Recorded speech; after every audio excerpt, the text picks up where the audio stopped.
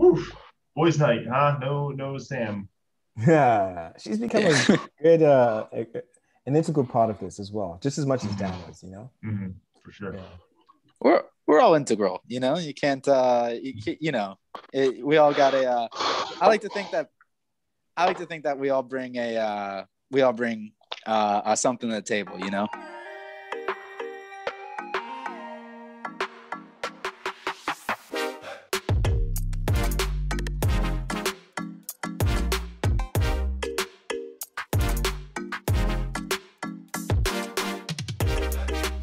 So tonight, well, let me introduce who we got here tonight. So welcome everyone to the MidYouth cast.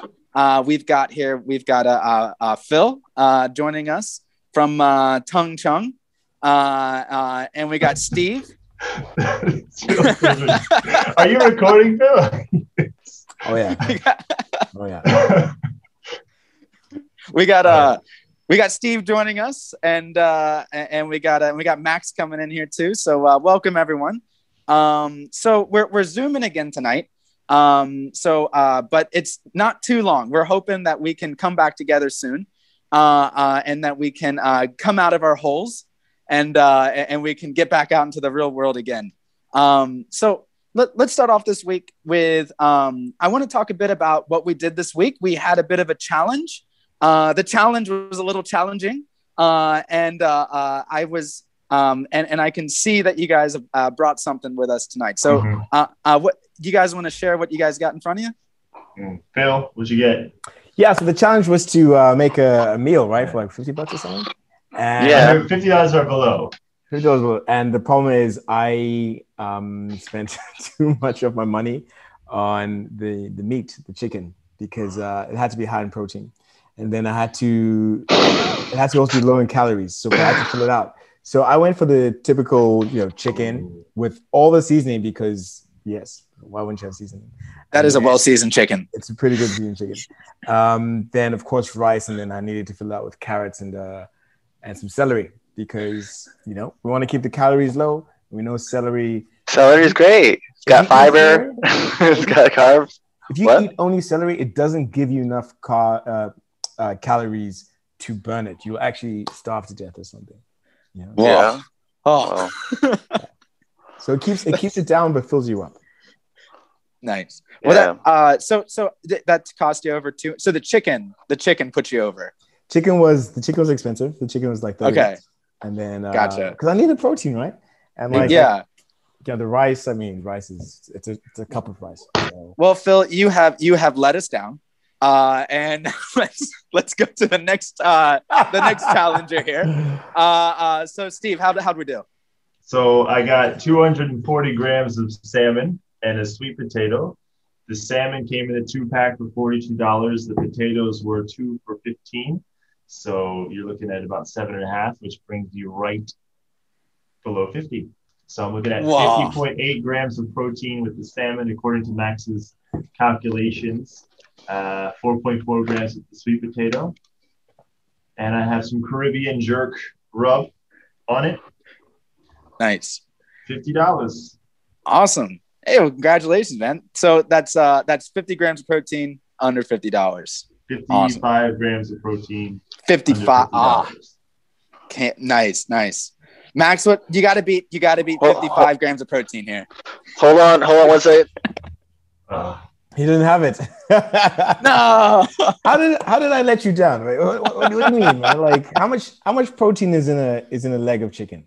It's the thigh and the leg and the drumstick, right? Surely that's over 50 grams. Oh yeah. Wait. No, it's just the cost, right? It's under. The chicken was $30. And then okay, so you're under 50. Yeah, I'm under 50. Oh, then okay, you got it. My bad. Max I let us down with my just smoke, bro. Damn, bro. All right, let's see who takes it here. Max, what do you got there, man? So I'm gonna be straight up and admit I cheated because I've been doing this nutrition kitchen meal plan with Carmen this last 2 weeks. So I'm just gonna throw a shout out to them because I think I was a bit skeptical at first, but it's actually not too expensive because what Carmen and I do, we just split they send you 2 meals a day. So we just split it for dinner, and it actually comes out to pretty affordable. It's like $1,000 per week. So split between 2 people, it's like $500 per week. But it's actually pretty cool because look, today I got tandoori chicken. We can't see it. Your You can't see it? Your background we're is getting the Yoda. We're getting the Yoda in there. Yeah. Yes. Today I'm Mando Max, but it's pretty cool because they give you all the nutrition facts here. I'm sitting at 52.9 grams of protein, so I do lose to Steve. Well played. But yeah, if you guys want to get into meal prepping and kind of do it the easy way, Nutrition Kitchen is not a bad shout. So congrats. Let's work on that for maybe in the next episode. So who's the winner here? Who's the winner of this? Do you see the presentation? Are you kidding me? I think Phil wins on presentation. Yeah. Phil definitely. No, how much color on that, eh? I can't tip it that over Jamaican anymore. rub does not. Steve's Jamaican rub, I think, doesn't hold up to Phil's seasoning. I think. You know what? Let's give this one to Phil. Actually, he can't. He was a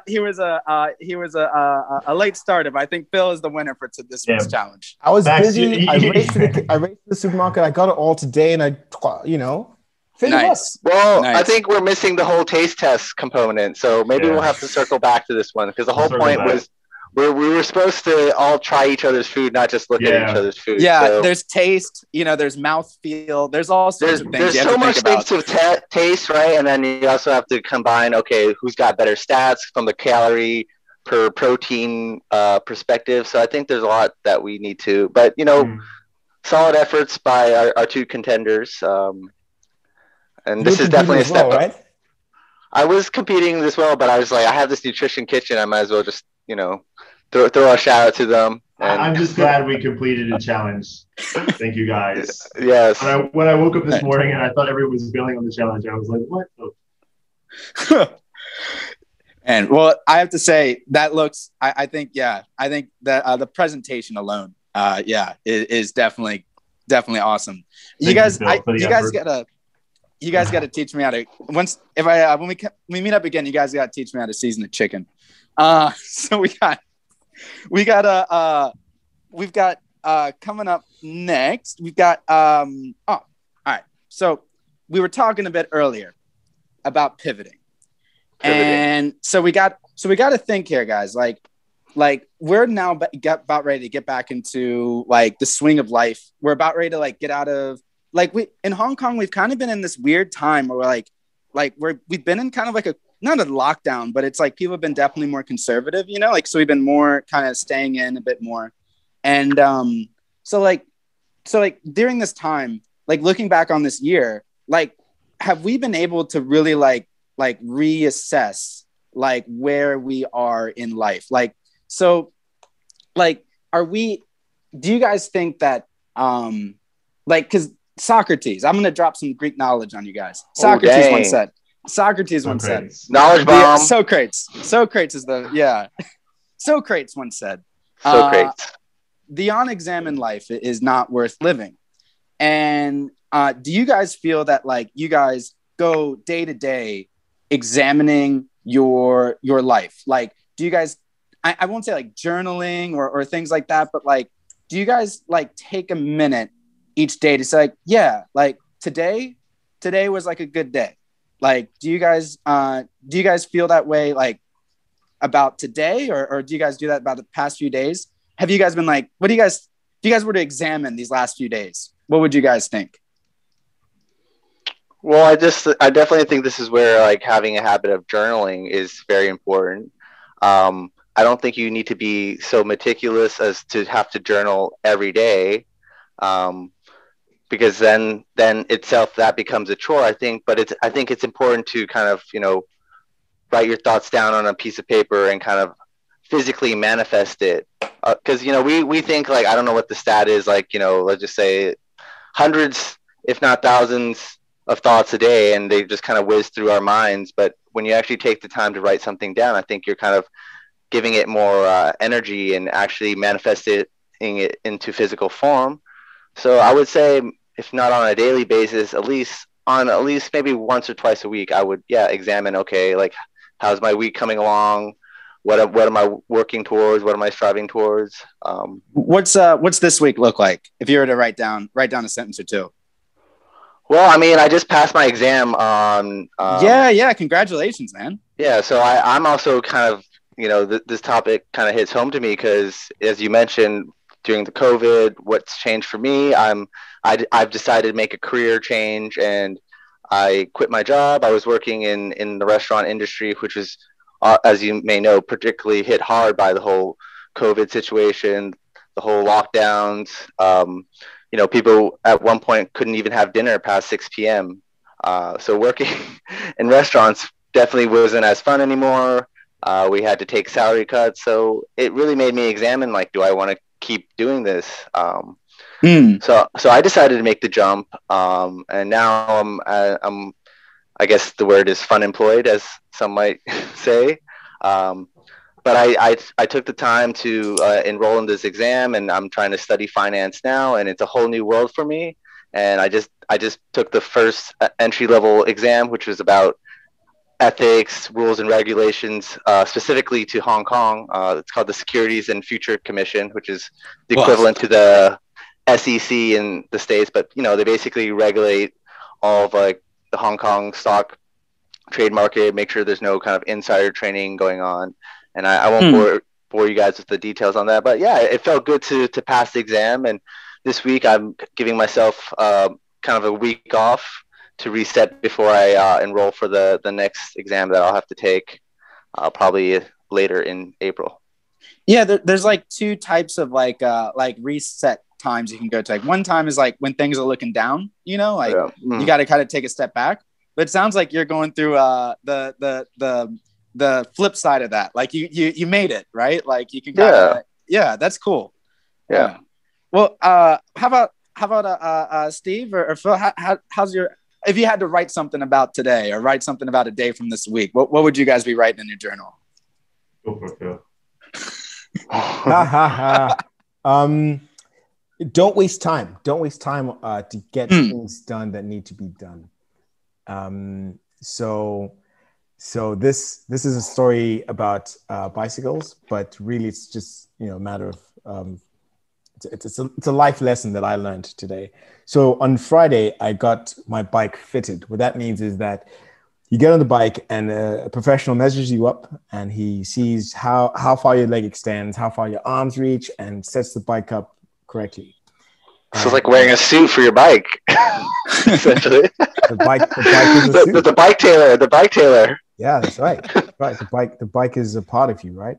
And the worst part is it's a symmetrical machine, and you're an asymmetrical being, right? So they have to set it up for your for the differences, right?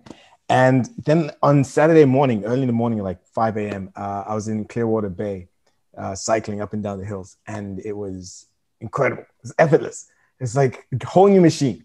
Wow. So I thought to myself, man, what else have I left delayed doing before, that would have benefited me? Yes, it costs a little bit more money than I wanted to do, but it's like a 2-week process where he fits you, and then he sends you out, you go riding, then he'll come back and readjust things that maybe weren't there. And it's like $500, which is a little too expensive, a little more expensive than I'm used to, but now it's done, and I'm a better rider for it. So I'm like, man, what else haven't I done that I should have done? So, but just to kind of follow up, what was it in your head that was stopping you from doing so? Was it just you didn't want to spend the time, you didn't want to pay the money, you didn't think it would be worth it? I mean, must have been something, whether subconscious or not, that was kind of keeping you from doing it.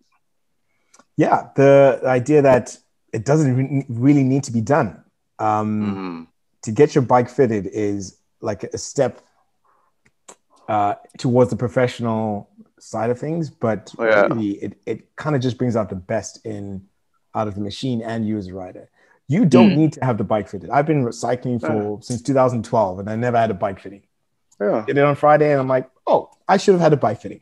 So it's kind of interesting. We often have these, we're kind of ignorant because I don't need to spend that money. I don't need to waste that time. But then you kind of try new things, and you're like, it's like a whole new world, right?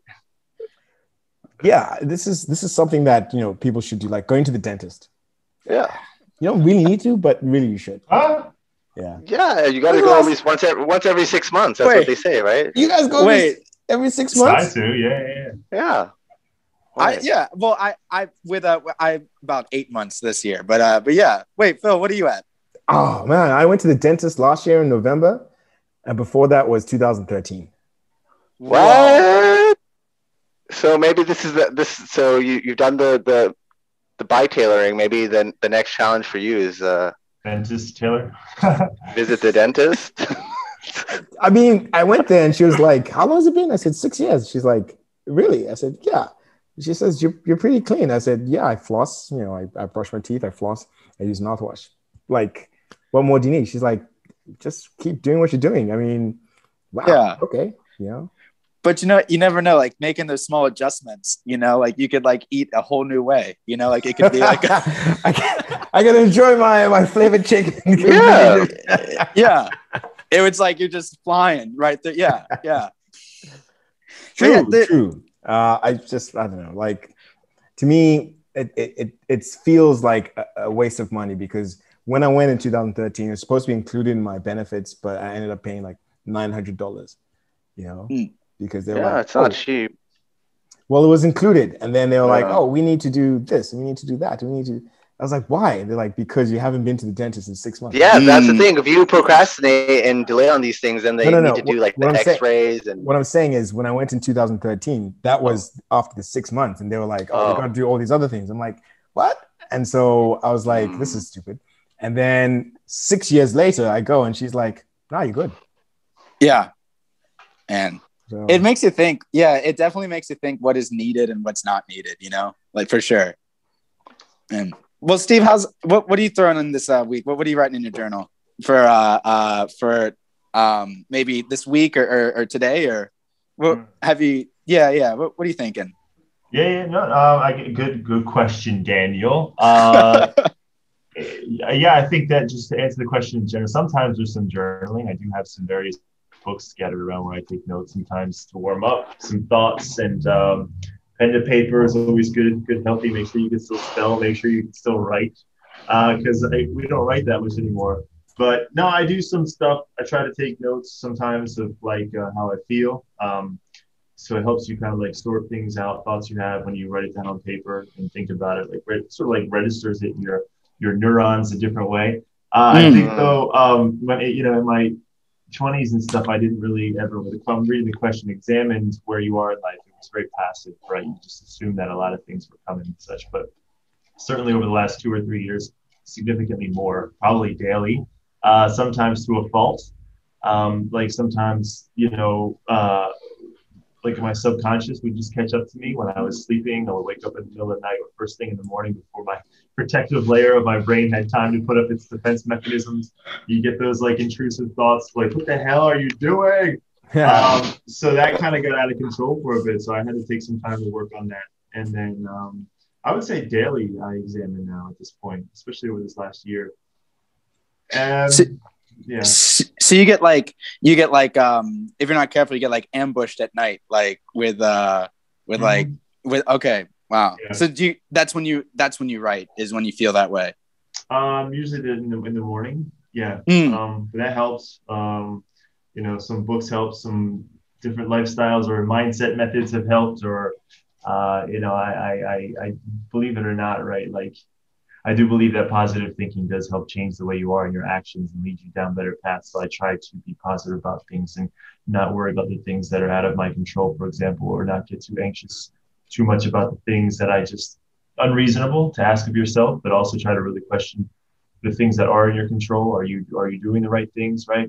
Like Phil said, don't waste time. So am I using my time the best I could? That kind of stuff. So I think it's pretty much daily now, I would say. And that's like really like what's in your control and what's outside of your control is like the thing that you need to like definitely examine all the time. Because as soon as you figure that out, it seems everything else seems to fall into place. You know what I mean? Like, but like I know what you mean about like trying to like just write things down. It kind of gets the neurons back together, and And what I've started doing is something called like a brain, like it sounds kind of weird. It's called a brain dump. Like I just do like a brain dump in the morning. I know I'm not going to read this list again. Sorry, is this before or after your morning dump? Could be just like I could just see Dan like going to the bathroom with like his journal. yeah. He just flushes it down. Right. Dan is like the thinker when he's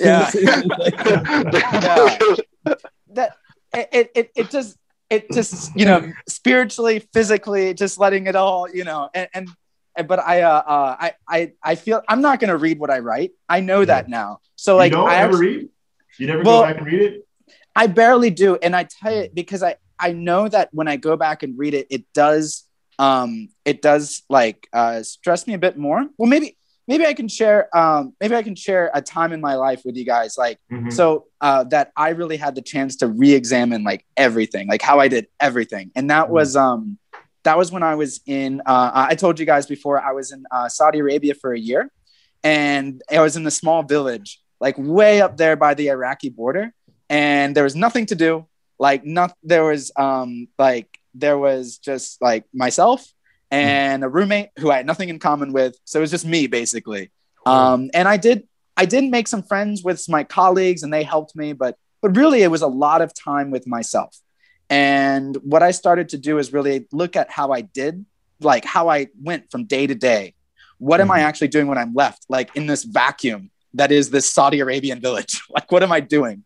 And so what I found is that I could actually, like, I started to, because I could have more time to do things, I started to develop this illusion that I could control more and more about my life. And so what I did at that time is I would write a very long to-do list, and then I would actually finish that damn to-do list. Like it was like I would write like a bunch of things, and then I would actually complete them all. Wow. But what I realized is that actually is not realistic and not necessarily healthy. So what I started to do is I do take that time to like write it down.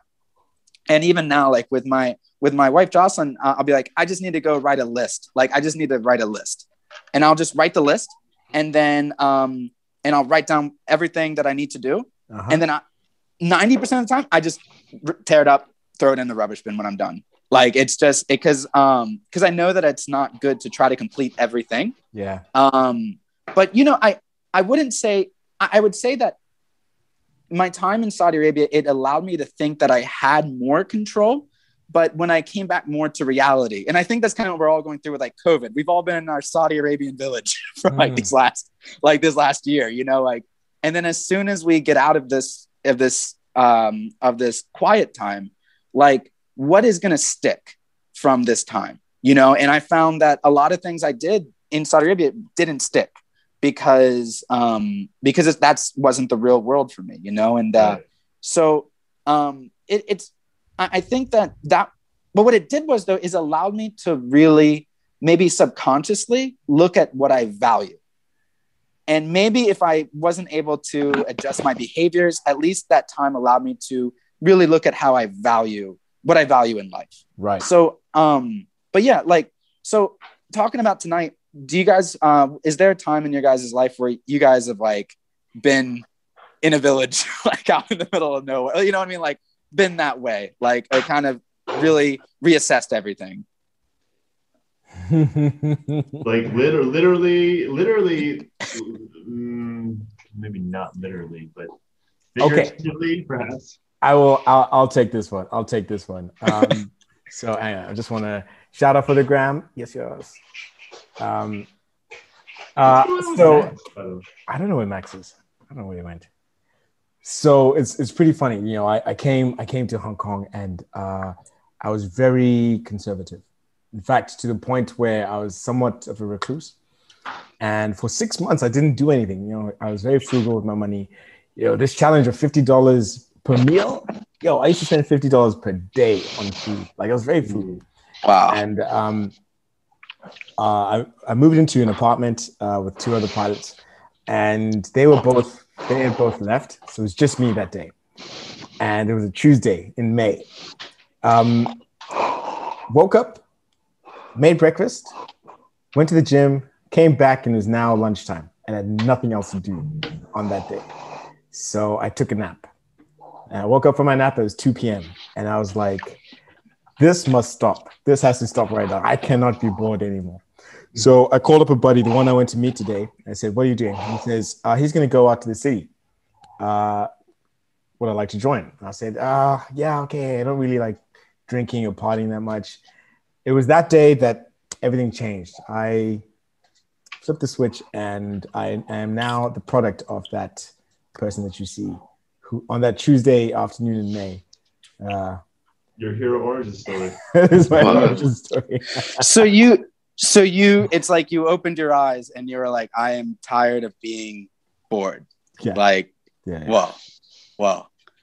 And I remember because everything emotional happens to me in May, like big changes. And this was like one of the first ones where I was like, I'm done. I can't live like a farm boy anymore. Like, I can't be this tractor driving boy in this big city. I need to get out and meet new people. And yeah, man. Yeah. Awesome. That's interesting. So does May like fly by? Like, does it like just like does it, you trying to grab at May, or is it just that like, it's just a time that things happen, or like? Yeah. Last May was really tough for me. It was really, really tough actually. I'd lost a very close friend of mine. She passed away from a heart attack. I was like, damn it, May, come on. Like, man, like another month where just so much had happened. The year before, I can't remember what happened. Last year was really tough.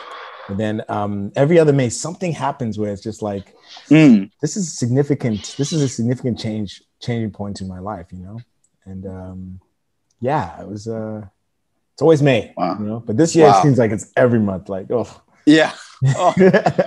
There's something really special for May. Jeez. I don't look forward to May. I really don't. It's my mom's birthday. I don't blame you. Yeah. Oh man. Yeah. Well, that's like really like sometimes you hear the phrase like every moment is a moment to turn life around, but it sounds like that's exactly what happened. Like you're just like this moment. Yeah. It was the craziest thing. I woke up from the nap. I was like, okay, we're done. Let's change this immediately. And then boom. Wow. Yeah. Beautiful. Cool. Well, Steve, where do you hibernate? When was your last hibernation? Hibernation. So I'm trying to think back. I mean, Hong Kong life hasn't been too. There's probably some times when I was living in the mainland. I think maybe back when, maybe in high school or something, right? I think maybe when I decided to really get into fitness all the way back then. I think I used to take a lot of time to go and spend any free moment I had doing like push-ups, sit-ups, running, going to the gym. That was intense when I decided I really wanted to force that change. And honestly, I believe I sound like such a freaking hippie sometimes when I say these things, but I truly believe it. Like, right. Like if you could, some people I swear just wish so hard for a change in themselves, whether it's mentally or physically. And I believe sometimes people are able to actually wish themselves into a new like lifestyle or a look. There's some like, even like girls I would have seen over the years that just, you meet them and okay, so this is going to sound terrible. Subjectively, I didn't think that they were attractive per se, but you could just see the way they presented themselves on social media and IG. They really wanted to feel like being attractive, like a model, right? And I'm like, oh, okay, good luck. But then like you slowly see them start to transform over like a year. You come back and you see some new photos and you're like, holy shit, I think it's something, she must really want this. She's wishing it so hard. So there's probably a few phases when I was like in high school where I really just wished for certain things to change or happen. And I think it did. And then probably when I was living in the mainland, there was the internet's not so great. So there was some moments of downtime where I got really into reading and trying to upgrade my brain. And I would say it kind of worked. I was really hardcore into journaling at one point. I have books somewhere. I hide them so Janice can never find them. But if you can read back some of those entries, it's pretty intense. I spill a lot of stuff there. So you've got hidden journals in your flat? Journals. Yeah. I like to do it discreet. I don't like anyone to see me writing when I do it. I don't like people asking questions. How do you hold your pen? Are you Yeah, it's like this. I think I crunch Oh, my you fingers. do. I'm gonna use a celery stick. So you're like Okay. this, right? So you've got it. So it's hard for the listeners at home. It's like a chopstick kind of, or is it? Do you do? Yeah. Yeah. Steve's a two finger like a trifecta. Yeah, I can see. That's very I can see you're classy. You got the. I rested on my middle finger. That's right. Yeah. Unfortunately, I think I'm we're gonna eat boring this celery Max for the now. last 10 minutes. So Max, how about you, man? Like, if you He doesn't even know what we're talking about. I do. I am listening. I mean, yeah. You're talking Max about down moments of downtime. I've been listening. Yeah. Max has been re-examining his life during cast. He's journaling. So Max, when was the last time you? Well, you so took a step back? I wanted to kind of pull up this quote that I found a few weeks ago that it still kind of resonates with me, but it's life is the C between the B and the D. That sounds okay. Hold on. So just bear with me. Okay. So the B is obviously birth, right? So life is a C between the B. So when you're born, your birth, right? And then the D is obviously death, right? Mm. So do you know what the C is? So life is the C. You know what the C is? The ocean. Change. Your choices. Or change. So I found that quote really interesting, and it was from a podcast I listened, I think, a week or two back with it was Lewis Howes' School of Greatness. Highly recommend. Like, that's kind of like the podcast I'm into when I'm at the gym. Sometimes I go for the Joe Rogan, for the banter, but Lewis Howes is great as well. He's got all types of interesting guests. So the guy that he was interviewing is Jim Quick. So he's this learning specialist, and he's like a speed reader, and he has this book called Limitless, which I'm thinking about getting next soon. But very interesting is he was born with a learning disability, but yet he was able to overcome that, and now he teaches people how to learn. So anyway, it's just kind of interesting, because it's like we are not what the stereotypes of society might tell us. Like, he grew up basically everyone telling him that he had a learning disability, that he wasn't smart. So for a while, he had to kind of overcome that within himself. Mm-hmm. So I think it's also just about, you got talking about examining yourself. What are the labels that we're putting on ourselves every day? Like you said, Phil, you said that, you weren't always so outgoing, and you were always kind of more reserved. And then one day you decided to make a change. You had so much fun, going out with friends, meeting new people, and now the Phil that we met 3 years ago at 3 by Mice was, who we know you as today. Right. But I think we're always constantly evolving and always changing, and it is through self-examination that we can remove kind of the limiting beliefs and the labels that kind of keep us from becoming who we want to be, or we can use those positive. Yep. Well, were we the blind mice? There was 3 of us, and here we are. we were the blind mice. Yeah. I'm really glad you brought that up, Max, because actually tonight's episode is actually just kind of the intro to kind of like we're kind of taking a look at the way we think, and so we'll have a few episodes about that, especially like the labels and the biases and so on. And I'm also very glad that it's the C between B and D. I'm happy it turned out to be I was worried about that.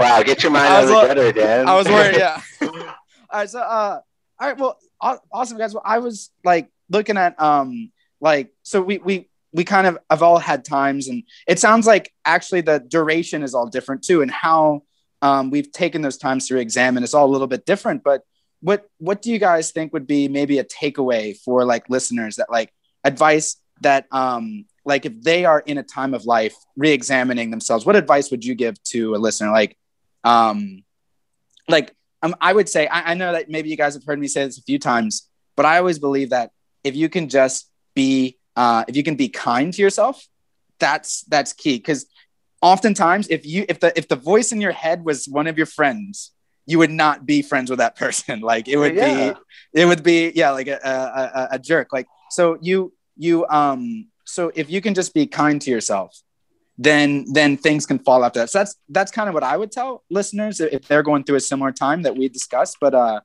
what's the takeaway you guys would give to the listeners? Along the same lines as that, hey, something that I've learned is just don't be so hard on yourself. Don't take things so seriously. You know, I'm listening to The Power of Now. I know, I'm not about that, but he has some good points. It's a good book. It's got a bad name. It's a good book. The name's very appreciated. So he's saying that, you know, everything exists. The only things that exist are right here, right now, in this moment.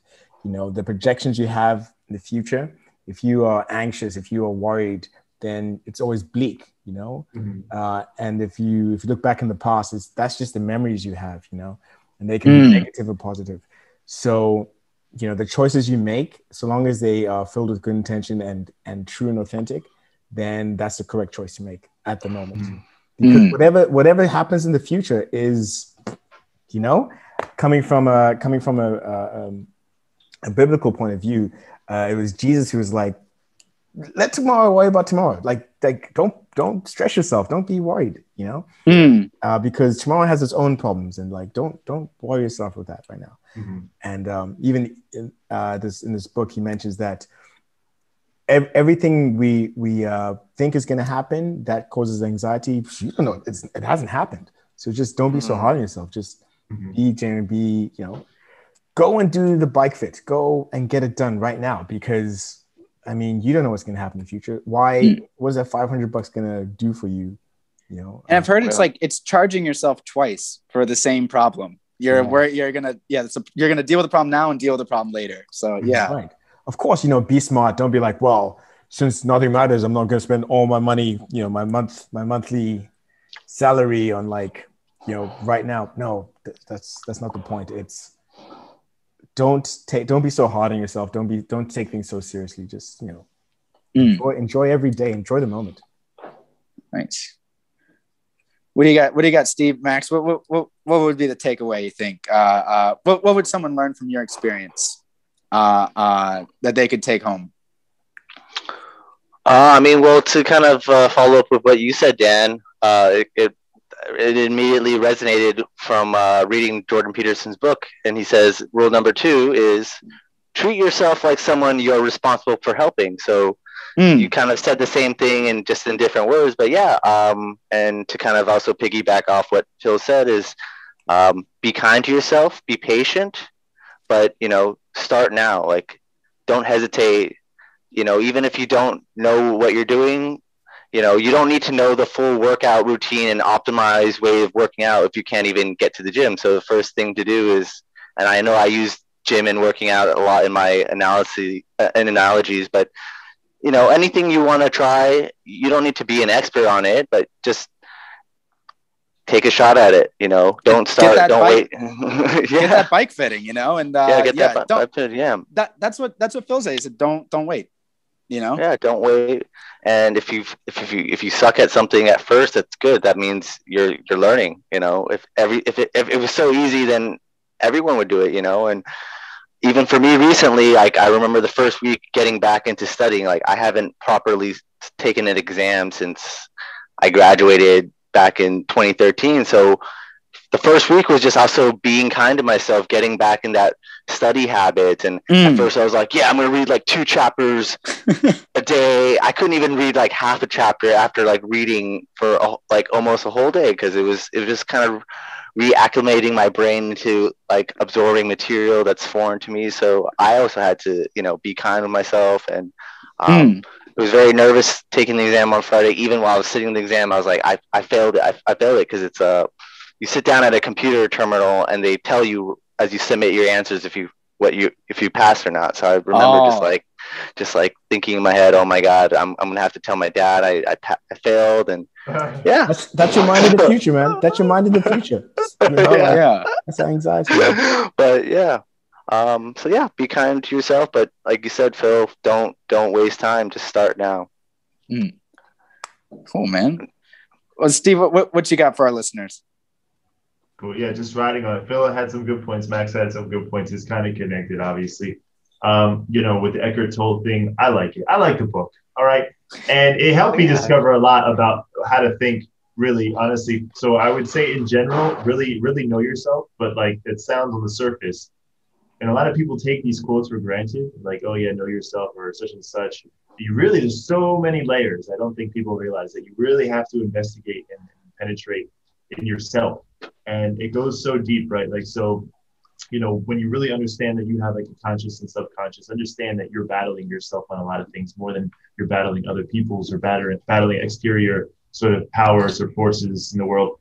And then, you at some points, really, you have to kind of be your own best friend at the end of the day, right? In life, there's going to be some situations where you just can't really rely on other people. So you have to rely on yourself. I do believe, like Max said, you should be kind to yourself. Phil, I think, said something similar. But at some points, you do have to be hard on yourself as well in a positive way. But, I would even say that, before anyone can really enter a fruitful relationship with another individual, you have to understand yourself, know yourself like really well, your strengths, your weaknesses. That way, knowing yourself and reflecting at that deep level helps you sort of manage their expectations. So I really truly believe that a lot of people just don't take the time to really get to know themselves. Like that's next level. Possible. Yeah, we got to try to figure ourselves out. That's next level. Try to figure out how to be with another. You can even honestly, when Elon Musk always, I don't know if he's joking or not. He says like there's a 50% chance that we live in a simulation. But sometimes that mentality helps you in certain things. Like this can't be real. But sometimes I've fallen back and like, well, I'm probably living in a simulation anyway, so fuck it, right? And then then sometimes that's just so basically. To wrap it up, really, really, really know yourself. Deep. Nice. Know thyself. Know that. Nice. Well, I think we're coming to the end of this here episode. So we can I think we covered a lot. And what's coming up next? What's going on? Phil, you got a challenge in mind for us coming up, or I do. Yeah? So I think what some of you noticed with the challenges is that everyone has like busy lives, and sometimes we cannot do them and stuff like that. So I'm gonna try keep it simple, and this one is stemming from today's episode. I want us to be kind to ourselves and allow yourself to feel and express emotions. So if you're angry or if you're happy or whatever, but I want you guys to do it every day for a week. And Dan, something you mentioned is pretty cool. You write down these emotions with like something that has a significant impact in your life. You experience and express the emotions. Write it down, right? And then you can read it once, twice, whatever, but then crush it up and then throw it away. Ooh, I like that. Then just see how that affects you. So for instance, today I was on the MTR. I was coming up the escalator, and there was this guy standing right in front of me. Like he was blocking the way up. Because in Hong Kong we stand on the right, and then we. Oh, that's a whole other podcast. That's right. And then like this is during rush hour, right? And I was like, I just met my friend, and I want to get home quick so I can quickly cook, and then get it all done and stuff. And I was like agitated, and then I thought, well, maybe he's from Singapore, because in Singapore they stand on the other side, and then So I just let the emotions like run through, and then I kind of mentally threw them away. I was like, I can be angry at him, or I can just take this time to actually stop and think about what it is I'm going to cook. And so okay, all right, man, awesome. Well, yeah, I think that definitely that would make I know that this week for me is going to speed up a little bit, and I know that just taking that time to kind of think about my emotions and just let them go. So I think when it's a significant emotion, don't do it for everyone. Like that's okay. But when it's a significant like anger, or frustration, or even joy or happiness, right? Just let it sit there and just be like, oh, this person, I'm so angry at this person, right? and then just dump it. Yeah. Make sure it gets in the rubbish bin too, and make sure. That's yeah. Oh, well, yeah. Awesome. Well, yeah. So it sounds like we got a challenge lined up, and I guess for business, we the listeners know that they can find us on Spotify, YouTube, Instagram, and yeah. So I think this brings us to the end of the episode. Thank you guys for listening, and we'll see you next time. Take care, guys. All right, and Saga continues. Max loves ending it with that. At the end of each episode, I make sure that part is there, and then I put the end of the recording there.